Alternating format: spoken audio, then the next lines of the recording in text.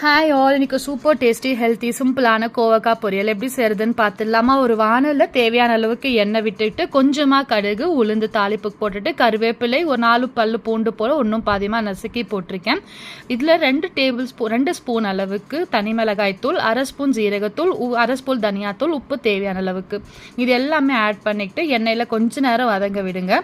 இன்றைக்கி நான் 1/4 கிலோ அளவுக்கு கோவக்காயை மெலிசாக கட் பண்ணி எடுத்து வச்சுருக்கேன். இது எல்லாமே நல்லா இதில் சேர்த்து கிண்டி விடுங்க. நம்ம மெலிசா கட் பண்ணும்போது நல்லா சூப்பராகவே வருந்து வரும், நல்ல டேஸ்டாகவும் இருக்கும். ஒரு 3/4 பதத்துக்கு வதங்கி வரும் பொழுது 1 டேபிள் ஸ்பூன் அளவுக்கு கடலை மாவும் 1/2 ஸ்பூன் அளவுக்கு அரிசி மாவும் சேர்த்துருக்கேன். இது எக்ஸ்ட்ரா டேஸ்ட்டும் கொடுக்கும், கிறிஸ்பினஸும் இருக்கும், சூப்பராக இருக்கும் ஒரு மசாலா ஃப்ளேவரோட.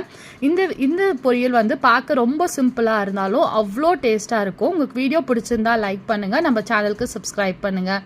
தேங்க்யூ.